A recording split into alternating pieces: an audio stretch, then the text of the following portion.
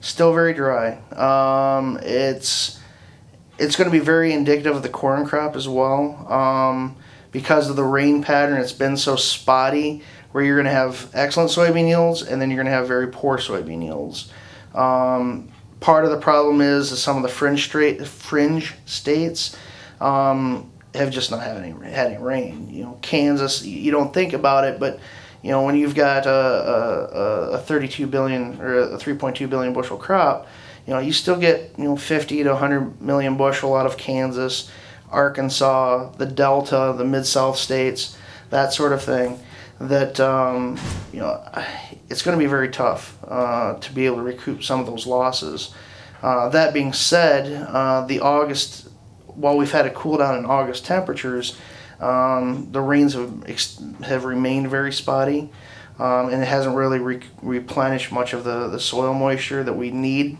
You know, the August rains that we need in order to fill pods and develop a bean crop. It's still been, the first 2 weeks of August have been very dry. For the most part, the Corn Belt still remains dry, and there's concerns about the soybean crop.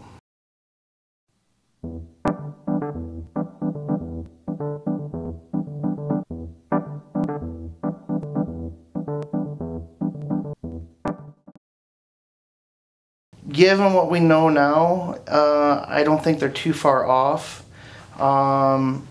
They took such a aggressive tone in the corn market that I think there's only room for minor tweaking as far as yield is concerned. There's still the $64,000 question about acres out there that remains, but we won't know until September or October at the earliest. Soybeans, you know, I think they did the best that they could do, considering that, like you said, August is the month for soybeans.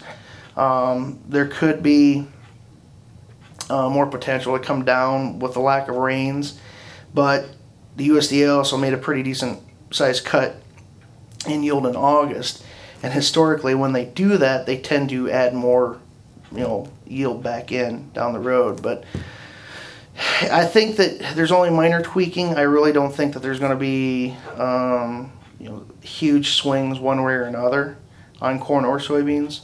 You know, I think that probably right now the USDA is within 1 to 2 bushel of the final number in corn, and I think that they're probably within a half to 1 on soybeans.